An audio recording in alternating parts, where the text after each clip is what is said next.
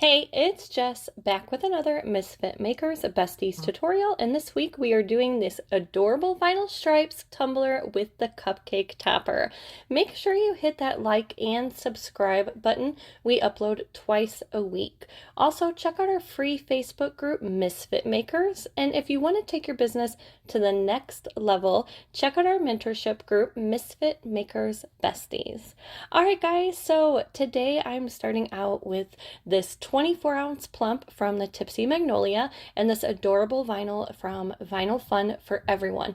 All the products that I'm using today can be found down below in our supply list, along with some discount codes. So first, you're going to want to measure your vinyl because we don't want to waste our entire sheet of vinyl in case you want to make a cute little tipsy or keychain or a pin to match. So I'm just going to loosely measure my vinyl around my tumbler, mark a few little lines, and then trim that vinyl down to the size that we need.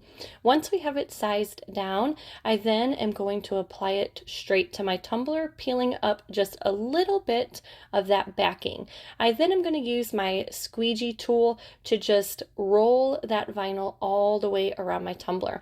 Make sure you use your felt side of your squeegee and not the other side so you don't poke any holes or get any creases into your vinyl. Once your vinyl is completely wrapped, if you do end up with any like bubbles or creases, you can use a little pin or your weeding tool to poke a few little holes into those bubbles and just kind of smooth it out, and it will release that air. After we have our vinyl wrapped, I'm then going to just trim up my top and my bottom vinyl. I always leave a little over piece on the top and the bottom just to give myself a little wiggle room. The next thing I'm going to do is trim it up to create a nice straight even line. This little contraption, little edger tool that I'm using, you can find at Craft Crate. I will link it down below along with a discount code, but it's a new item that she just released and it is super handy.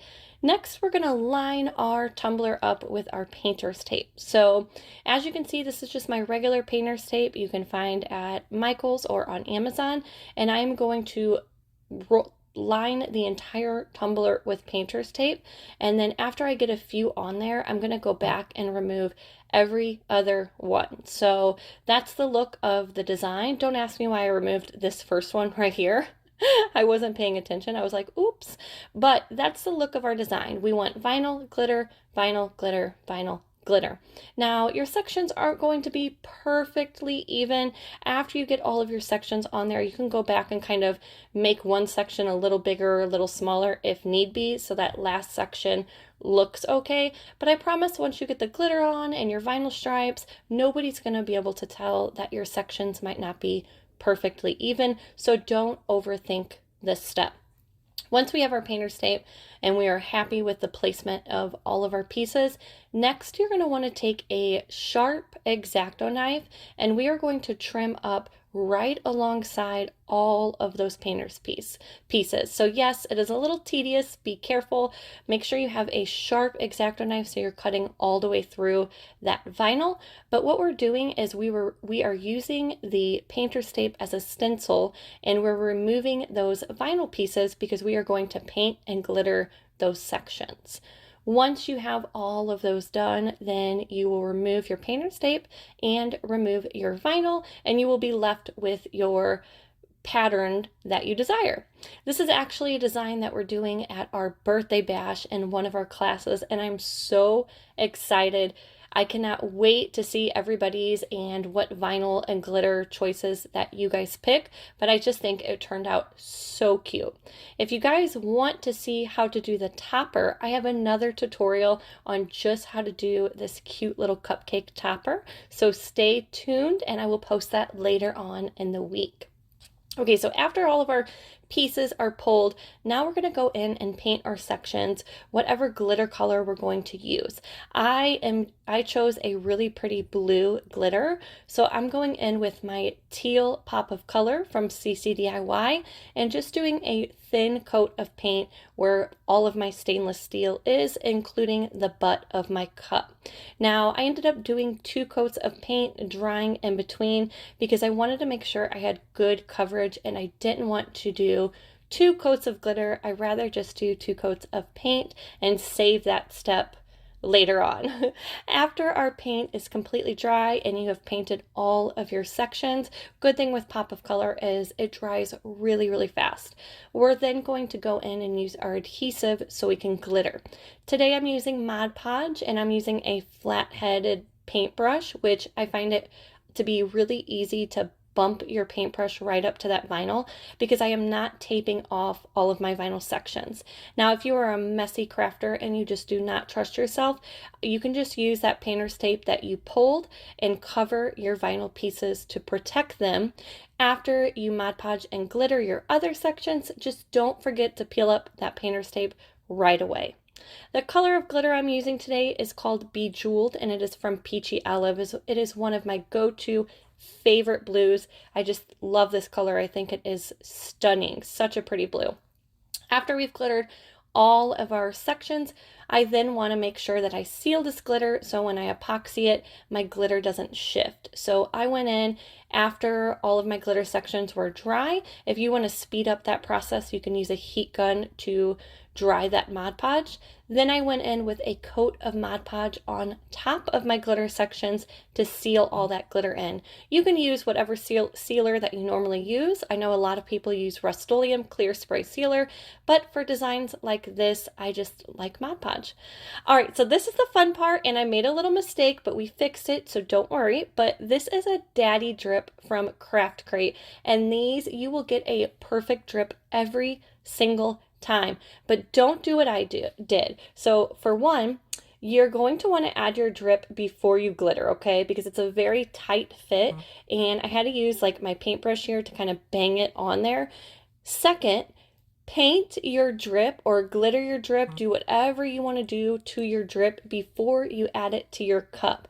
Because when I went in and painted this drip, and it was already on my cup, it took so long because I had to be really careful not to get it on my glitter sections and my vinyl sections. So do the painting, do the glittering, or whatever you want to do to it off of the tumbler, and then slide it on your tumbler. Little tips, but we made it work. So after I painted my drip, I did 2 coats of pink pop of color. I then went in with my UV resin. Now, I didn't want my drip to be glittery, but I wanted a little bit of shimmer. So I added a little bit of additive into my UV resin and just painted it on with my paintbrush and stuck it underneath my UV light like you saw. That way it gives it a little shimmer, but it's not like overbearing. You know, I kind of still wanted that simplicity to my drip and my cupcake.